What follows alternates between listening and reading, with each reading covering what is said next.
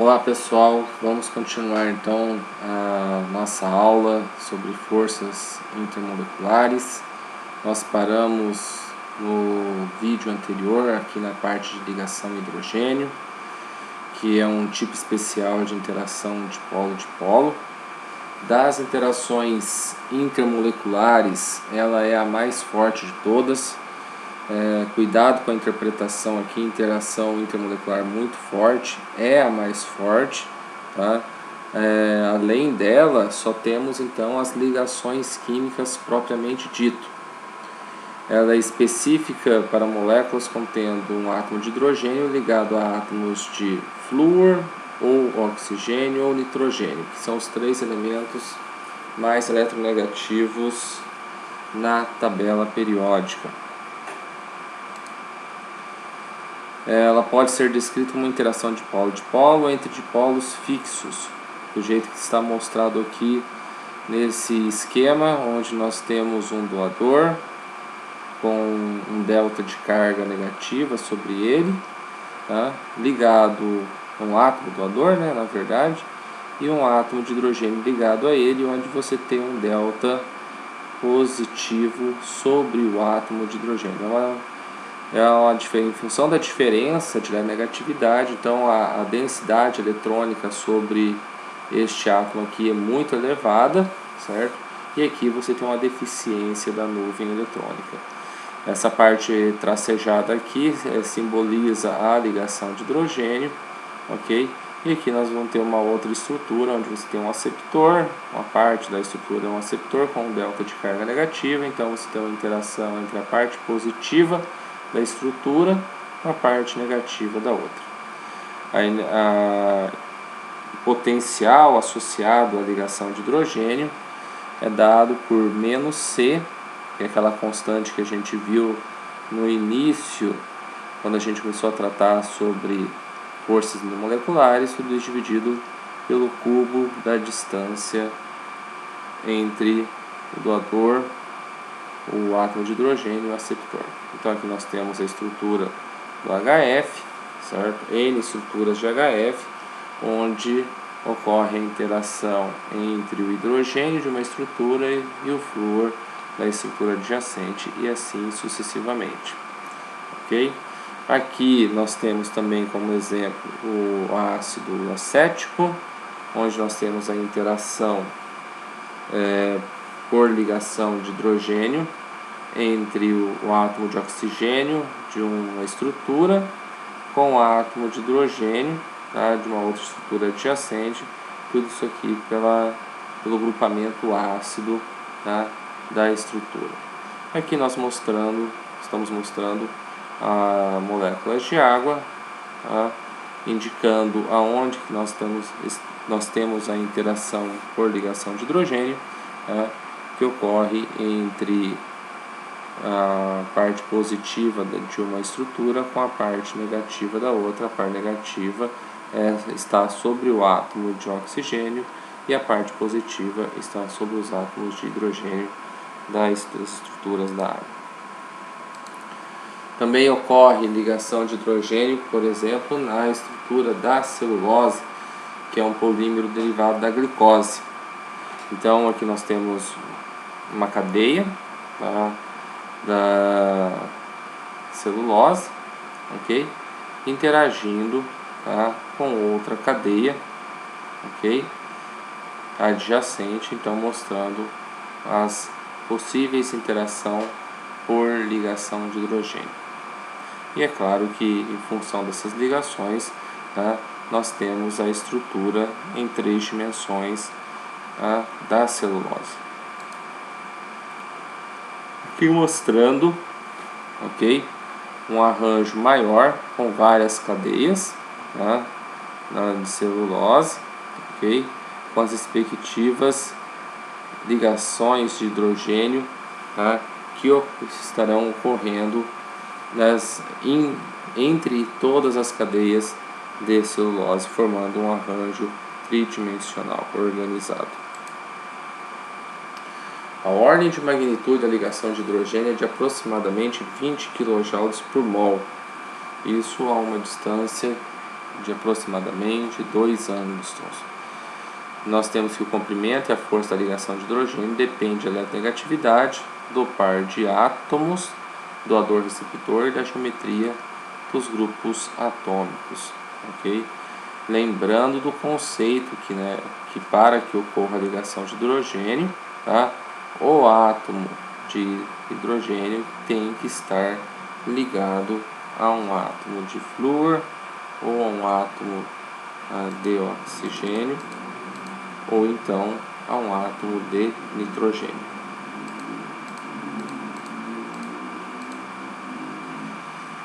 Em consequência da ligação de hidrogênio, nós temos então a rigidez associada de moléculas sólidas.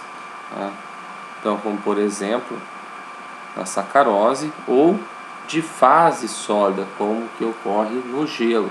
Então, o arranjo tridimensional das moléculas de água em fase condensada, esse arranjo é em função então das ligações de hidrogênio que estarão ocorrendo entre as diversas moléculas de água, ok? Como por exemplo aqui nós temos uma micrografia de um cristal de gelo, um floco de neve. Outra consequência também que nós temos está relacionado com baixa pressão de vapor, ok? Neste gráfico aqui é um gráfico clássico, onde nós temos várias estruturas com átomos de hidrogênio ligados em diversos outros elementos. Então nós temos uma tendência, e conforme os átomos saem de um período para outro, então veja que aqui nós temos o carbono com hidrogênio, aqui nós temos silício com hidrogênio, germânio com hidrogênio, e aqui esse N com hidrogênio. Então nós estamos saindo do segundo período indo até o quinto período. Nós temos uma tendência de elevação do ponto de ebulição, ok? Mas veja que esta tendência crescente não é observada nesses outros 3 conjuntos de dados. E o porquê que está acontecendo isso aqui? Ora, a explicação é que hidretos da família 4A são moléculas apolares, ou seja, o momento resultante da estrutura é zero, portanto suas moléculas são atraídas por dispersões de London e a temperatura de ebulição aumenta com a massa molar da substância. Já em relação aos hidretos da família 5, 6 e 7, 7A, essas antigas famílias, agora tem uma nomenclatura diferente, são moléculas polares, okay? Ou seja, o momento de dipolo resultante é diferente de zero, a ebulição aumenta com a massa molar e a anomalia que ocorre com a água, o fluoreto de hidrogênio e a amônia é devido então aqui às ligações de hidrogênio, que são interações mais fortes que as de polo comuns, aumentando a temperatura de ebulição. Ou seja, esses 3 compostos aqui possuem pontos de ebulição diferenciados, diferentes da sequência que era de se esperar, porque nesses 3 aqui nós temos ligação de hidrogênio ocorrendo. Outras consequências que nós temos são alta viscosidade e alta tensão superficial, nesse caso aqui da água, ou seja, a tensão superficial é em função das ligações de hidrogênio que ocorrem nas moléculas de água que estão na superfície.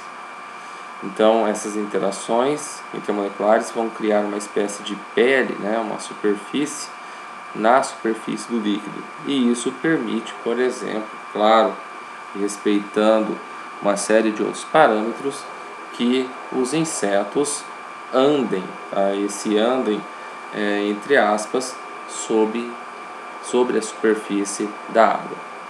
É muito simples, já adiantando um pouco do final desse vídeo, você romper essa tensão superficial. Basta, por exemplo, você adicionar uma pequena gota de detergente, né, que você causa um desequilíbrio, né, nesse arranjo, e aí esse inseto aqui, ao invés de flutuar, ele irá afundar, tá, para o interior da água. Também a estrutura secundária de proteínas, dupla hélice, por exemplo, é em função de ligação de hidrogênio que ocorre entre os constituintes de cada uma das estruturas que compõem essas dupla hélice, tá? Então aqui nós temos, tá, um resumo, né, onde nós temos ligações iônicas, forças íon dipolo, forças de Van der Waals, onde nós temos, tá, então a ligação de hidrogênio, forças de polo-dipolo e forças de London, aqui uma escala crescente em energia. E aí nós temos aqui um exercício para vocês fazerem, tá? Esse exercício não está resolvido, tá? Onde vocês devem colocar a substância abaixo em ordem crescente de ponto de ebulição e justificar a resposta. Então aqui nós temos o CH4, o CaCO3, tá? E o H3OCH3, tá? Para vocês colocarem em ordem crescente, ponto de ebulição. Essa é a primeira sequência. E a segunda sequência nós temos aqui o H3C, CH2OH e também o CH3OCH3, para vocês disserem qual deles tem o maior ponto de ebulição a partir do de menor ponto de ebulição e justificar cada uma delas. Importância prática das interações intermoleculares. Então elas determinam propriedades da matéria como ponto de fusão, ebulição e solubilidade. Veja este exemplo aqui, onde nós temos num tubo de ensaio água e no fundo desse tubo de ensaio uma pequena porção de iodo. Então veja aqui no caso da água, tá, nós temos ligação de hidrogênio, tá, entre as estruturas, tá, da água. No caso do iodo nós temos forças de dispersão de London, tá, e entre a água e o iodo nós temos um dipolo permanente, dipolo induzido. Em função dessas características que nós temos entre a água e o iodo, tá? O iodo não é solúvel em água, porque as interações água-água, iodo-iodo são mais fortes as interações água-iodo, ok? Então por isso que nós não temos a solubilidade do iodo em água. Já num outro caso, tá, onde nós temos tetracloreto de carbono, tá, e iodo. No tetracloreto, as forças entre as estruturas de tetracloreto são forças de dispersão de London. No iodo, nós temos forças de dispersão de London. E daí, o que vai acontecer entre tetracloreto de carbono e iodo é que também ocorrerão forças de dispersão de London. Então, neste caso aqui, tá, o iodo se solubilizará no tetracloreto de carbono, tá, por causa da semelhança entre as interações que ocorrem entre as estruturas que são semelhantes. Regra prática de solubilidade: substâncias polares são bons solventes para substâncias polares e solventes ruins para substâncias apolares. E substâncias apolares são bons solventes para substâncias apolares e solventes ruins para substâncias polares. Aquela velha regra, vocês já ouviram, semelhante dissolve semelhante. Porém, e aí isso é bem importante frisar, que regras práticas nem sempre capturam a complexidade da realidade experimental e devem ser usadas com cuidado. Daí a importância de testar as ideias no laboratório. E esta regra aqui, tá, tem muitas exceções. Outra importância, né, de interações intermoleculares, por exemplo, é em processos químicos e bioquímicos, como exemplo na produção industrial do etanol, a partir da cana-de-açúcar. Então nós temos, a partir da cana-de-açúcar, nós temos o açúcar, há um processo de fermentação, e esse processo de fermentação é onde ocorre as interações intermoleculares, e após o processo de fermentação, o produto que nos é fornecido é o etanol. Também a partir da cana é gerado bagaço.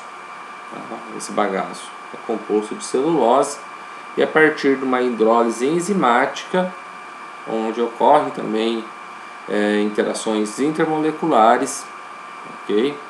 Você tem a formação de açúcar, ou seja, você gera açúcar, que passa por um processo de fermentação, e em função desse processo de fermentação, a partir do bagaço, nós temos também um produto, o etanol, e aí nesse caso nós chamamos de etanol de segunda geração, para maximizar a produção a partir dos componentes gerados da cana-de-açúcar. Também permite o conhecimento de forças moleculares, permite você adquirir conhecimento no desenvolvimento de materiais com propriedades desejadas, como por exemplo adesivos, superadesivos. Então aqui nós temos alguns exemplos. Um exemplo está aqui, a partir de 9 gotas de superadesivo, olha o que você consegue fazer, essa adesão extremamente elevada. Outro exemplo clássico é a questão da pata da lagartixa, Então, em função de interações intermoleculares que ocorrem entre essas organelas presentes nos dedos da lagartixa, as interações que ocorrem entre essas organelas aqui e a superfície da parede permite que a lagartixa ande na parede. Aqui, então, a seguir serão fornecidos alguns exemplos de como a geometria molecular, as interações intermoleculares influenciam as propriedades materiais e substâncias em geral. Então, aqui nós temos a relação das formas alotrópicas do carbono, Aqui só estou mostrando duas, existem mais, Então, nós temos aqui o arranjo presente no diamante, é um arranjo extremamente ordenado, e com isso nós temos aquelas propriedades clássicas do diamante. E aqui nós temos o arranjo tridimensional da grafite, ok? Esse é um arranjo diferente desse aqui, E aí, como resultante, nós temos propriedades distintas da grafite quando comparada ao diamante, e também tem propriedades distintas quando comparadas ao carvão, ao fulereno, e assim sucessivamente, ok? Ao grafeno, que é a nova forma alotrópica do carbono, a mais recente, ok? E o carvão.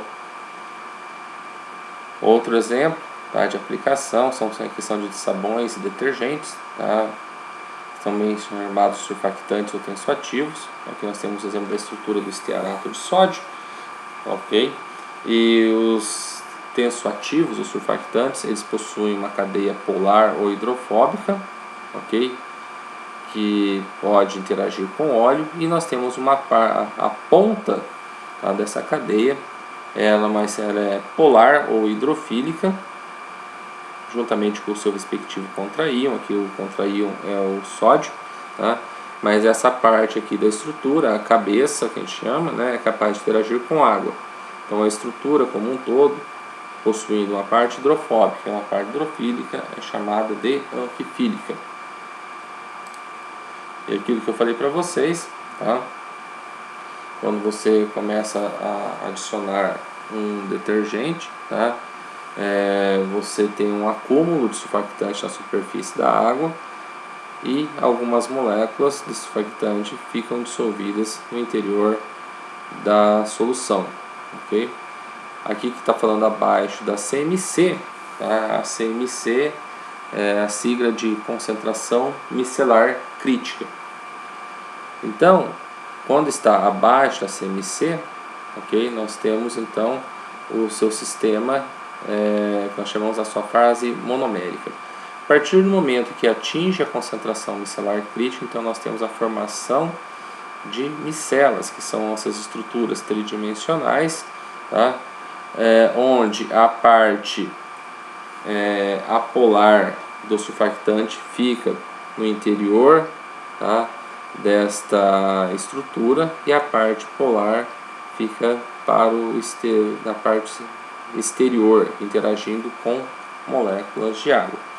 E também aquelas estruturas surfactantes que não formaram micelas, tá, ficam também na superfície da solução, tá? Ok? E aí nós podemos aplicar esse conhecimento, tá, no mecanismo de ação de sabões detergentes. Então imagine que a sujeira, tá, de um determinado tecido, tá, seja óleo ou qualquer outra sujidade, tá? Então a estrutura do surfactante vai interagir, tá, com essa gotícula de óleo, tá, por interações específicas entre a parte hidrofóbica com a gotícula de óleo, tá? Vai acontecer um arranjo ao redor disso, tá, dessa gota, tá? E aí nós vamos ter a formação da micela, tá? No interior da micela nós temos a gota de óleo e com isso ela será carreada para fora da superfície do tecido, ok?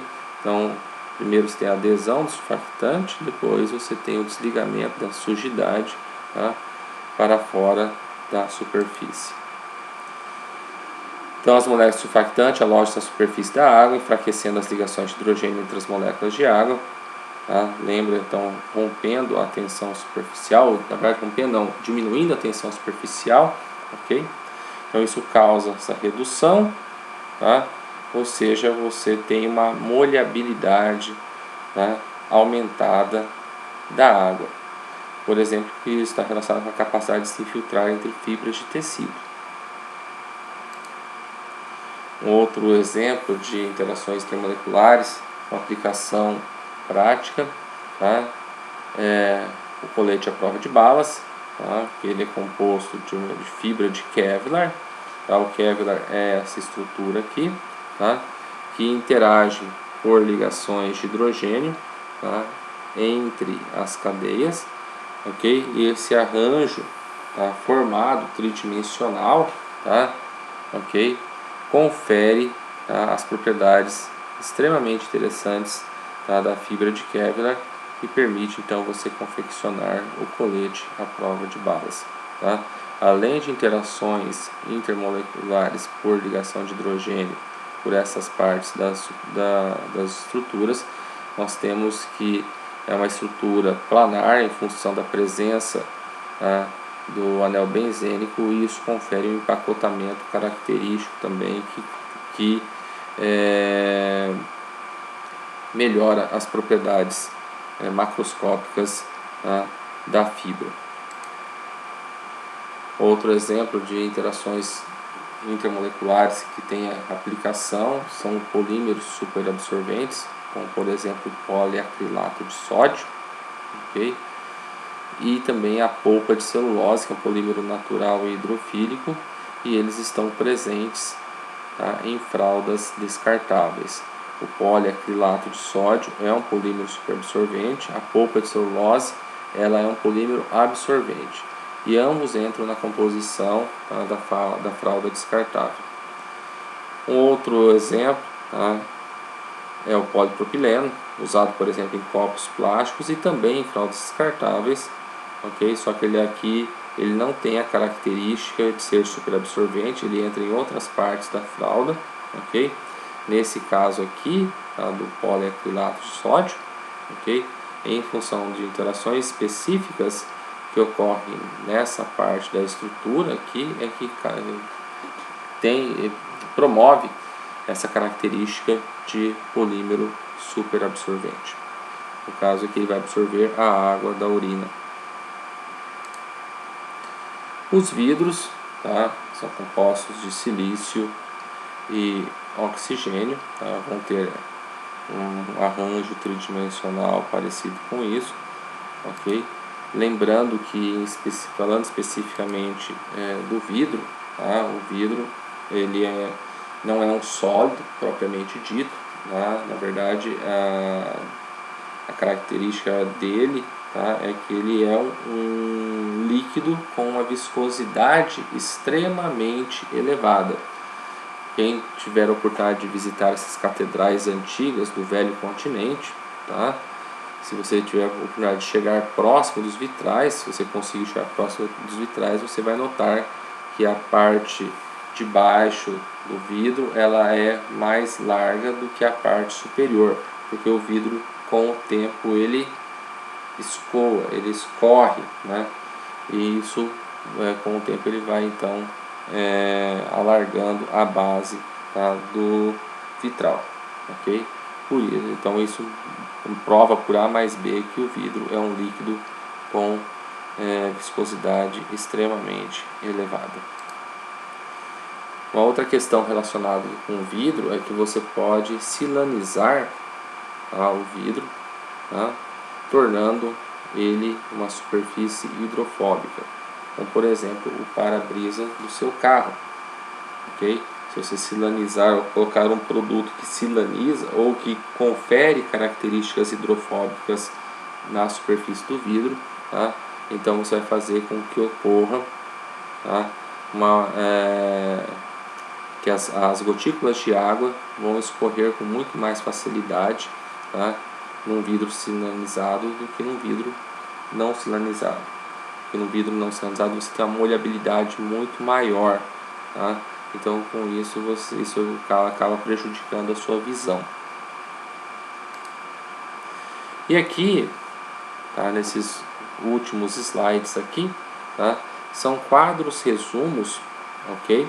Chama de mapa conceitual, que eu achei numa tese de uma aluna da USP, ok? Uma aluna, na verdade, que ela fez esses tipos de mapa conceitual mostrando, tá, as diversas forças que a gente discutiu nesses slides anteriores, tá, mostrando quais são as correlações entre elas, ok? Entre as várias forças, tá? E falando especificamente primeiro de cada uma delas, por exemplo, interação íon-dipolo, tá? Comparando dois livros, o livro do Cotes, de Química Geral, e o livro aqui do Atkins, ok? Aqui falando especificamente de interações íon-dipolo, tá? Como cada um trata, mas no conceito geral é as aplicações, tá?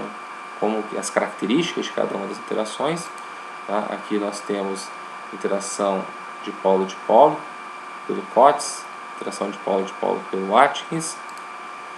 Aqui nós temos as interações dipolo-dipolo induzido e forças de London, ok, pelo Cotes e aqui pelo Atkins, ok. Aqui nós temos a questão da ligação de hidrogênio pelo Atkins e aqui pelo Cotes, certo? Que talvez facilite o entendimento de vocês, tá, nessa parte de interações intermoleculares, ok? Dúvidas que surgirem, entrem em contato, ok? Podem perguntar, resolvam as listas de exercício, discutam com os monitores, ok? E até a nossa próxima aula.